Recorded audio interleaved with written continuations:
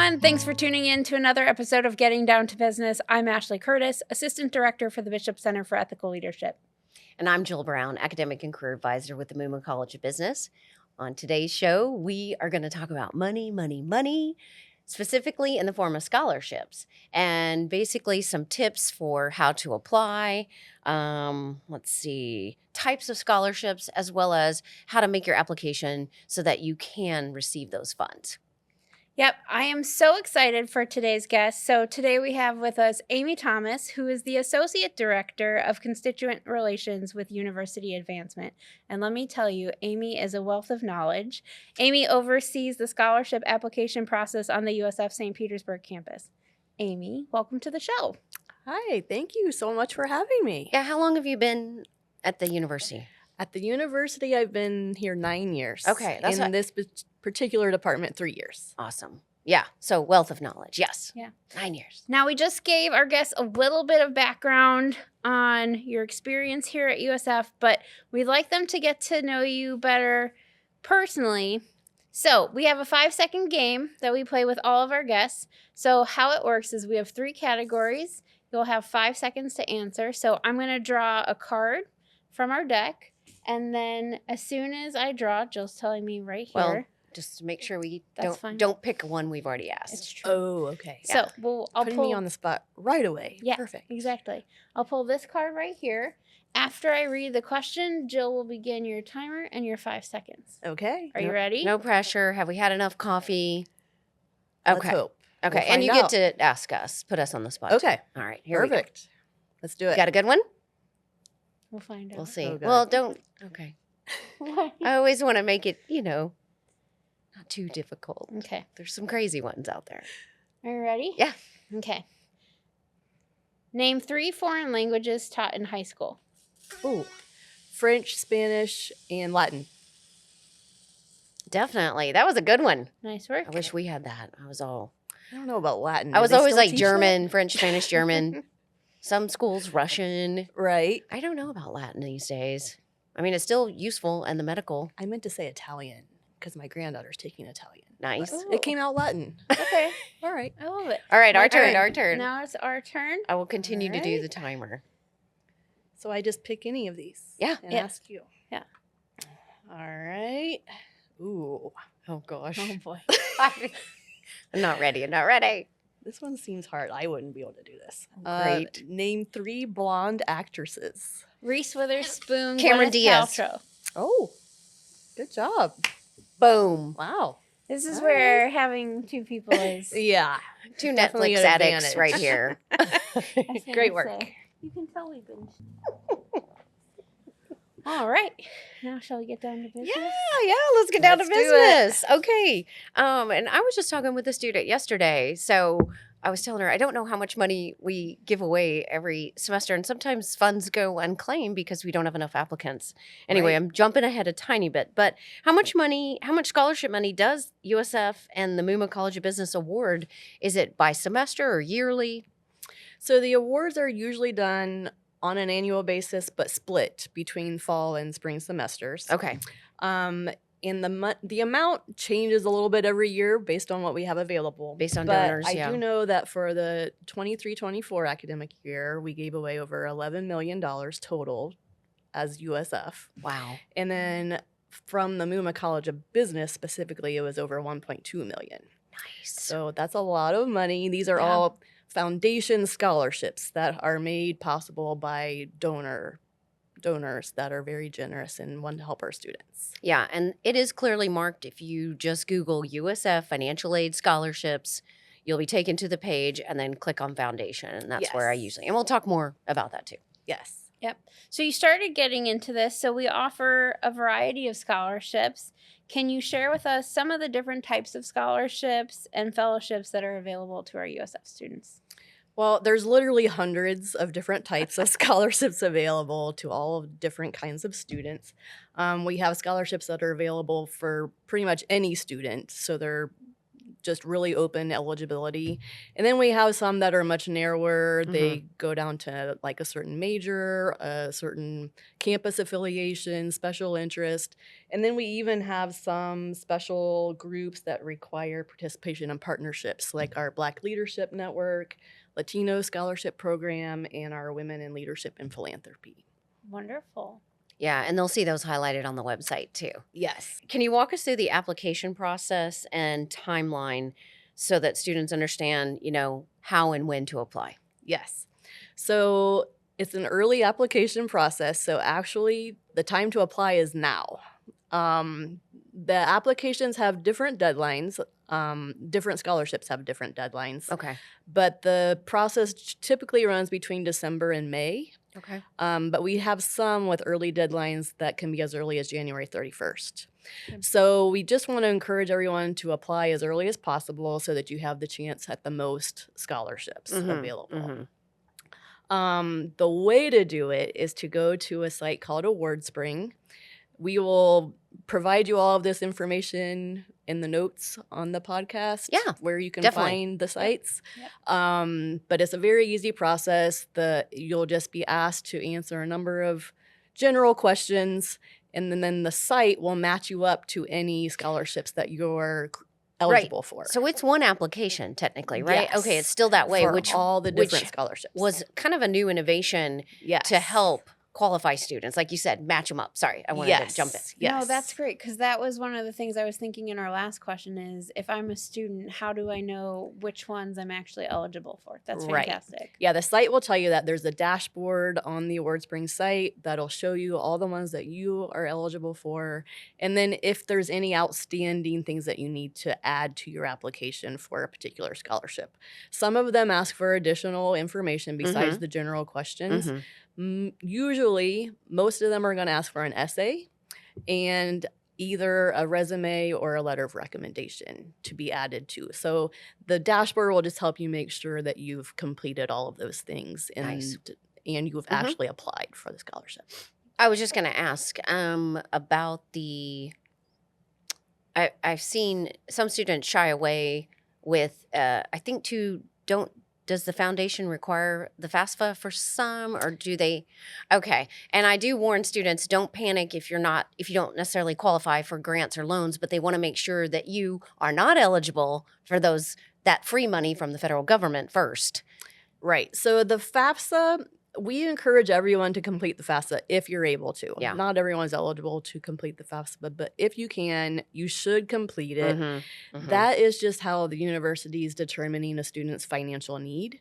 We have certain scholarships that do have a financial need requirement, so that will just make you open to all of the particular scholarships and other aid through the university.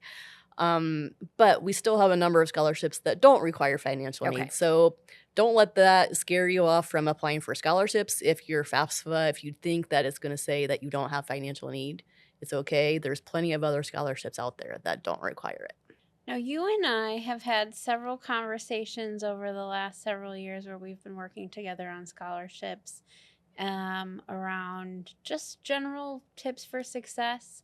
Right? We see some applications come through. And what is your recommendations for students who are applying, submitting cover letters, their essays, on just overall tips that will help them, be front runners as their committees are reviewing their applications?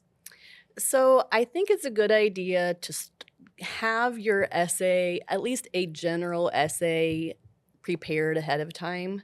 Some of them are going to ask a few different questions, and you can at least have the template ready to go, and you can adjust it for different scholarships if needed.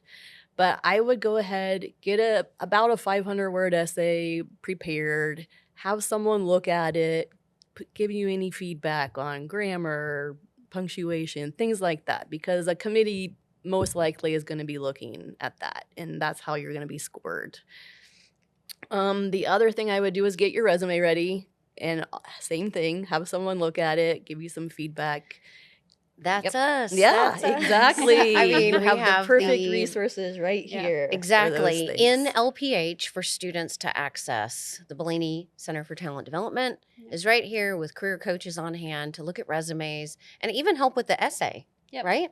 Well, Right. and I would even say, I mean, even on the larger USF Oh, St. yeah. Pete campus, right? Our Center for Career and Professional Development, Definitely. our tutoring center, our success coaches, we've got just a variety of resources, right, that you can reach out to. But yeah, I think, Amy, as you say that 500 words, I think even as a teacher, right, when we ask for folks to write essays, sometimes we get 250-word essays, and it's definitely noted, right? Right. So make sure, I think, if you get that word count of 500, Yes. you stick closer to that 500.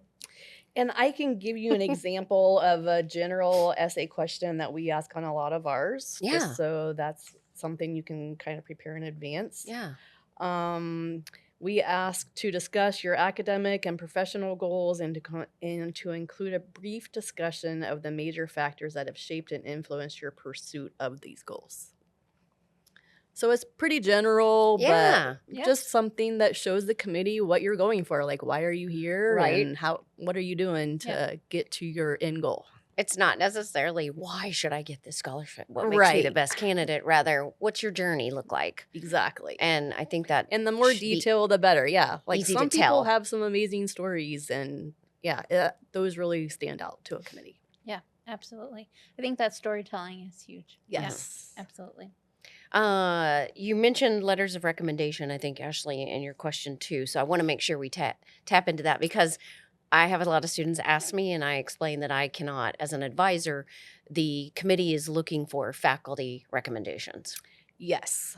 We don't have as many scholarships asking for letters of recommendation anymore, but there are going to be Yay. some out there, yes. Okay. And when that is requested, we do want it to be from a faculty member. So just find a faculty member that you've had a good relationship with. Most of them should be willing to do this for you.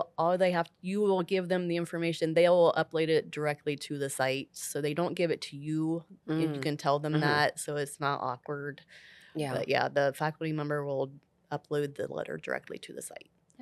And I think if you're hearing this right now and you're thinking to yourself, oh, I don't have a real relationship with any of my faculty members, this is the perfect reason to get to know your faculty, right? Yes. Whether you go to their office hours or you go up to them after class, we're friendly, I promise.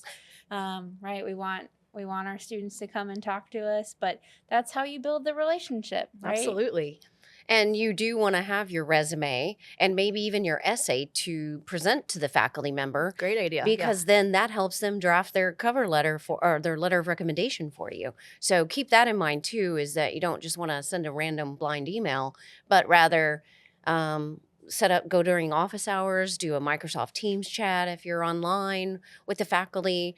And you start now, build those relationships. Yeah. And that is something to be aware of too, is that you kind of have to be here a semester to apply for these. This is not that incoming transfer. Well, we do scholars- have those available as and- well. Okay. If that is the case, they will accept a letter from like a high school teacher as well. in Or those cases. previous college professor? Yeah. Yep. Excellent. Yeah, if you're a transfer student. Okay. Absolutely. Yeah. Okay. Yep. Good deal. We already touched on the FAFSA, but if you'd like to maybe explain to students a little bit about what it stands for and why it is important, if there's anything else, I know applying early Yes. and the for years, sure. how it covers different years, and students sometimes forget things like that. Yeah, so the FAFSA applications are open now. It stands for Free Application for Student Aid. I think it's for federal student aid. Yep. So it is a federal system that you're using to fill out. Again, we just encourage everyone who can to apply for it. It not only helps us get the picture for scholarships you're eligible for, but any other aid too through financial aid. So Right. that's Grants. a great resource. Yeah, grants, Other loans, scholarships. Yeah, so I encourage everyone to apply for the FAFSA if you can. Okay. And then they do have to complete the FAFSA each year, and usually we Yes. recommend like in January. Yep. And January is going to be for next fall of Right. 2025. So yeah, we're talking about 25, 26 here Right. for all of this right Right. now, which seems crazy, but And for students that transfer mid-semester, sometimes that, you just have to make sure you list USF as now your institution if you're transferring from like St. Pete College, Hillsborough Community College, et cetera. So, right. And I just want to say, I know we're talking about scholarships, but make sure when you are filing your FAFSA that you're being mindful of everything in that form, because there's a lot of things that overlap to other parts of, just throughout your academics. So like, are you eligible for, Jill, help me out here. It will tell Funding you if you're for- like work study. Yes, and thank you. Oh, for yeah. work okay. study, So I was right? not. And we have, no, that's good. Thanks, Amy. Yes. And we have a lot of students who just every year completely miss that because they just don't see that. And I think that Right. is huge. And Right. working on campus is an amazing resource for students, but also for us. We Mhm. love employing student assistants in our offices. I mean, you get insider information, knowledge. I feel like our students that work in our offices really benefit Yeah. and do some amazing things because of connections they make with us. And then it gives them easy access to faculty and recommendations, help with essays, everything. Right. So, Yep. Yeah, Good there's point. so many different departments Good on point on campus that. that have work study. So, Amy, we've gone through the application process. We've talked about the timeline, but how does USF award scholarships, and how and when can students determine if they're a scholarship recipient? So the awarding process can vary. There's a number of different areas that have specific scholarships for them, and they have different people that are handling the awarding process. Typically, though, there is a scholarship committee that is formed that sees all of these applications that we're submitting, all of the essays and resumes that we already talked about. And they're kind of going through and scoring students based on all of this information. We've set up rubrics for them to use where they score, like, say, score this essay on a scale of 1 to 10. mhm. So we compile all of that information from the committee, kind of average things out, and that's how we kind of find our top applicants for each scholarship. Then once we submit the paperwork to financial aid for the people that we want to award, financial aid puts it in the OASIS system, then the students will be notified that they've been awarded.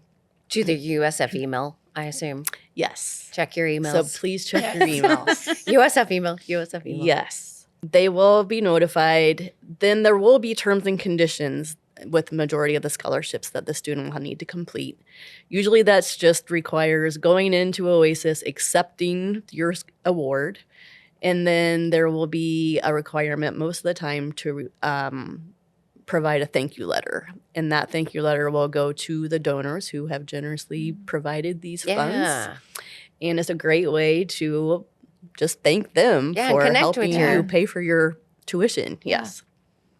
So that's generally all it takes. And then there will be some times when we'll reach back out later in the year when we want a little more interaction with certain donors. So we may ask a student to, if they're willing to meet with their donor or have lunch. And it's just a great way to interact with them and just take it to another level. And sometimes we make some really great connections between the donors and the students, and they can help you even more. It's Right. Yeah, You're it's building really- a network Yeah, at that point, which absolutely. is Yeah. a professional network to Absolutely. help with career. Yeah.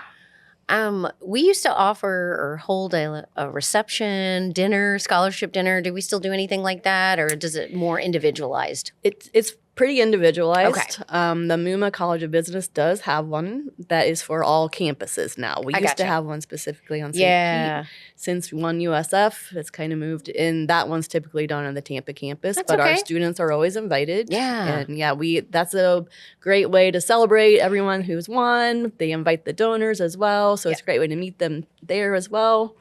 And it's just a really fun celebration. I was going to say, I've participated when they were local here on the St. Pete campus, and it's just a happy, like you said, It exciting is. time. students are able to shake hands with those donors, Right. take pictures, their family and friends can come. And I mean, it's something to put on your resume and enhance your portfolio. So there's Yeah. some nice perks with it. And great lunch, free food. Yeah, and food. Who More doesn't free want that? stuff. Yep. Yeah. Let's see. I think I have kind of our last question, Amy. See, not too bad, right? Right. What other, have we missed anything that we haven't maybe discussed in the sense of financial aid or scholarship resources available? Do we maybe want to promote to students? Yeah, there's definitely a couple of really good websites out there. Okay. The financial aid website Mhm. on USF is a great resource. And then our foundation scholarship office also has really great website that really walks you through all of these steps. They even have like a guide in there that walks you through everything specifically.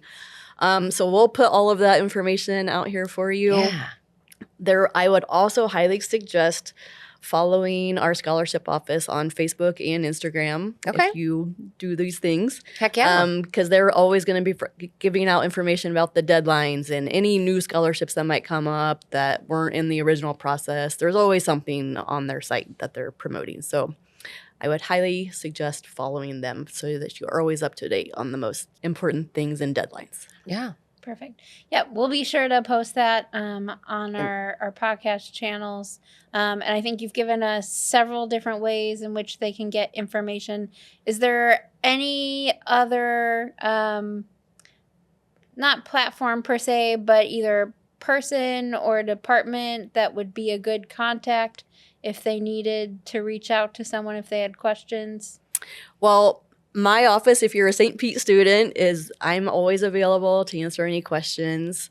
And then there's also the Foundation Scholarship Office. It's in Tampa, but they're always happy to answer questions as well.